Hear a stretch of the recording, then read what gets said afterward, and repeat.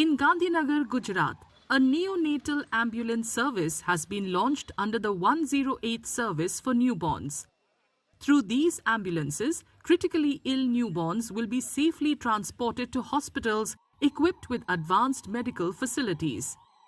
At present, 28 ambulances are being operated in the state by EMRI GHS.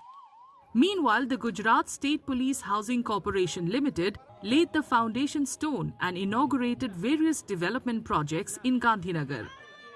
Deputy Chief Minister Harsh Sanghvi also inaugurated the Gandhinagar Police Canteen and Police Gym in Sector 27.